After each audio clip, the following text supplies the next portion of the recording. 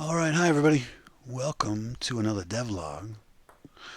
So today we're really chill. We're just really mellow today. I don't know why. I just feel like being chill.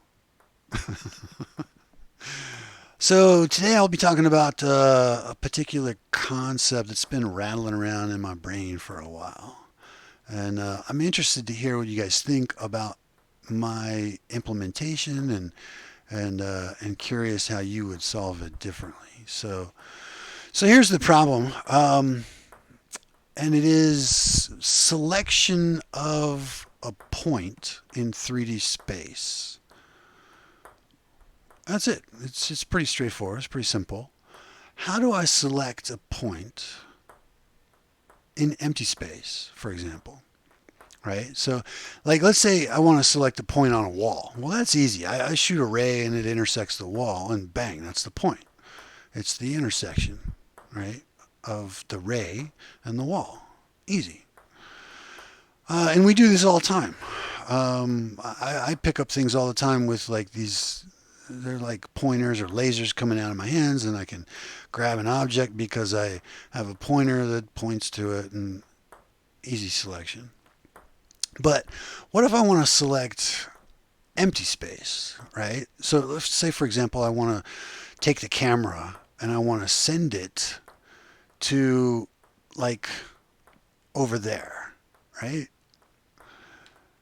To do that, I need to be able to select over there. And how did I select over there if it was empty? I can't intersect with empty. How do I define that point in 3D space and say, hey, you go over there, you come back here, you go up there, you go over here, you know?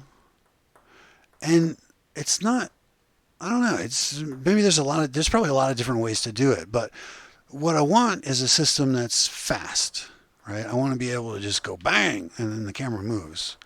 So you want something that's, kind of like almost gesture based, something where you could push the camera out or move it or whatever. But I don't want something that you have to drive. You know what I mean? Where the controls aren't really accurate or precise, and it takes a lot of like feedback. Like if I'm driving it there, is it there yet? Is it there yet? Is it there yet? Am I pushing the virtual joystick hard enough? So I would rather something that's a lot more mouse look and a lot less, um, you know, joystick, right? So, so I'll tell you what. So what I came up with.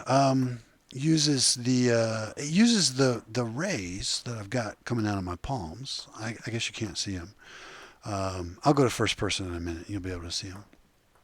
Um, but one ray is not going to cut it, right? Because one ray just is going to go until it intersects with something.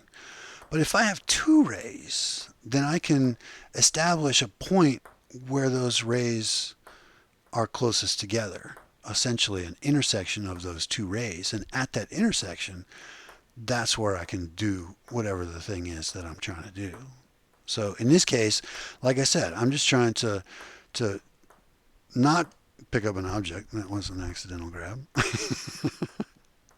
I'm trying to move the camera by selecting a point in 3D space. Or maybe I want to turn the camera. Maybe I want to select what the camera is actually looking at, whether it's looking at my feet or whether it's looking at Bob or whether it's looking at the board or whether it's, yeah, I mean, you get the idea. To be able to control where the camera is located and to be able to control where the camera is pointed with an interface that's extremely quick and accurate, right? That's what we're after. So, like I said, I'll be curious if you guys came up with anything very different from what I'm talking about. All right, so I'll go into first person, and you'll be able to see exactly what I'm talking about. So this is the camera that I'll be playing with today. Right now, it's just a screen and a couple of activator boxes. One of them turns it on or turns it off and goes back to first person. The other one is how I actually select it to to turn on these little spheres, which I can send to different places. So, for example, the red one here, if I want the camera to change where it's pointed, then I can cross the streams and establish a new point, and then pull the trigger to send it there, and then the camera automatically turns.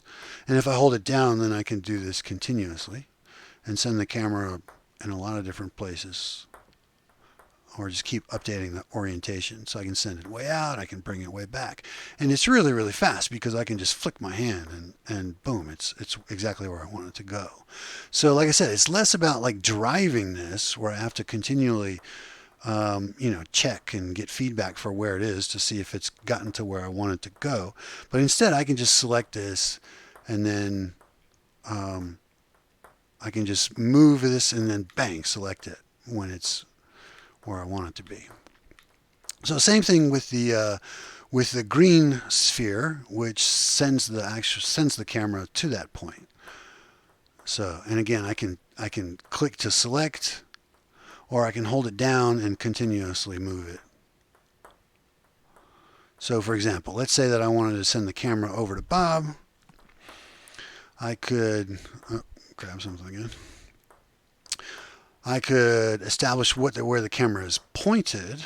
So let's say I want to point it right at Bob's chest.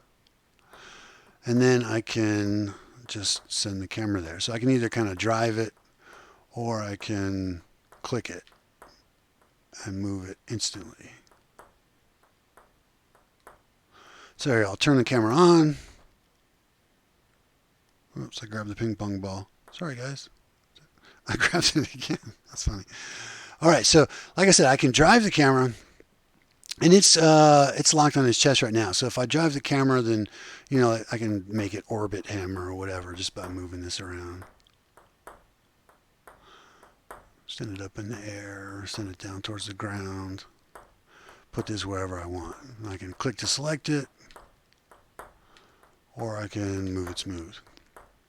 So here, let me go back to first person, and I'll show you that same driving action where me moving camera. There we go. So you should be able to kind of see what I'm doing there. Again, able to move the camera just by creating an intersection between these two palm-based laser selectors. So that's the concept. It doesn't necessarily have to apply to a camera, but it could be anything where you're trying to I guess just send something or select something in 3D space. That's really what we're talking about, right? So anyway, let me know what you guys have. Let me know what you think about the implementation, and let me know what you guys would do differently. How would you solve this particular problem? Because I think VR developers everywhere are trying to figure out the same kind of thing. How do I select something in 3D space quickly and easily? So this particular solution is kind of weird. Having these two rays that you're trying to intersect in space is an odd way of doing it. I don't know that it's particularly intuitive. Yeah, I don't know. How would you do it differently? So, maybe for example, you pick a point on the floor. Pointing at the floor, is pretty intuitive.